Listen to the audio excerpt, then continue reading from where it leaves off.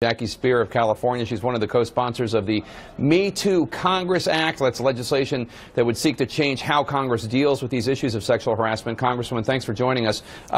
You've said that Congressman Conyers should step down if the allegations are accurate, that the Ethics Committee needs to determine whether or not they are accurate. This is now the fourth woman. When you hear this new woman speaking out about her experiences with Conyers, do you still have that position, or do you believe her? I believe her. I believe the women. I think there's a pattern here. It's pretty clear. And I think that there needs to be action taken in a swift manner. Now, it has been referred to the Ethics Committee. If we're going to pursue that, then it needs to happen rather quickly. I think it's not going to take a lot of time to interview these women.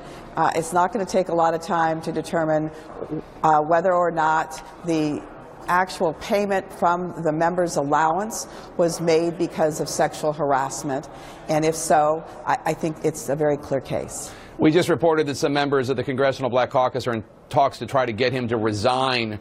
Do you support their plan? Well, I think the Congressional Black Caucus is a very persuasive group of people, and I think that I think they're making a good decision if that's the manner in which they're approaching this.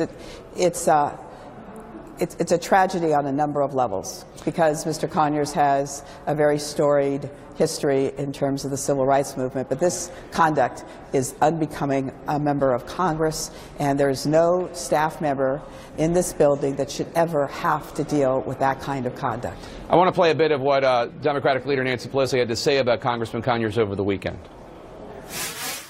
John Conyers is an icon in our country. He has done a great deal to protect women. Do you believe John Conyers is accused? I don't know who they are. Do you? They have not really come forward. That's for the Ethics Committee to review. But I believe he understands what is at stake here, and he will do the right thing. Now, Pelosi has since said that his behavior is unacceptable.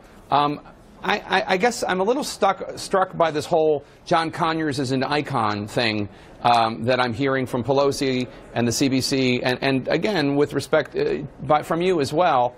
I mean, Harvey Weinstein was a film icon. Charlie Rose and Mark Halpern were journalistic icons. Bill Cosby was a comedy icon. I could go on and on.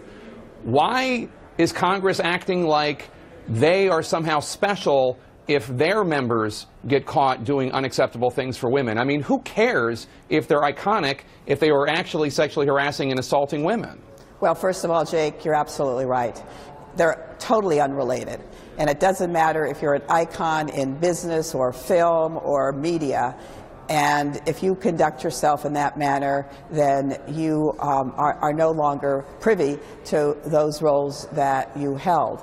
So you can, on the one hand, say someone is a good journalist, but the fact that they have conducted themselves in a fashion that was sexually harassing, taints it. There's no question about it.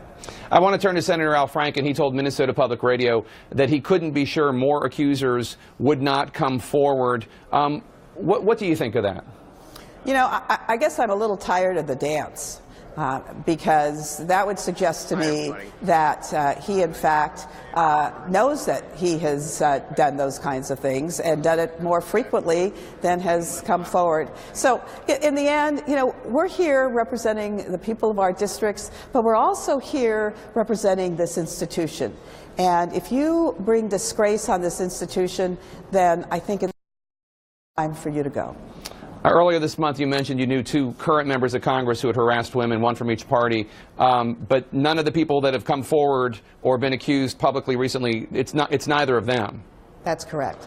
Is there any way you can tell us who those people are? So, Jake, I am really here to talk about protecting these victims. If these victims want to come forward, then I would support them in doing so.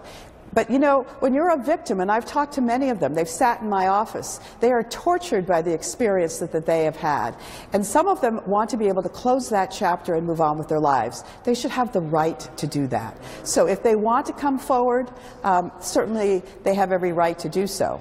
But if it's going to somehow impact their settlement, or if they feel they're going to turn into mincemeat and be trashed by talking heads, then I can understand why they wouldn't. All right. Democratic Congresswoman Jackie Speier.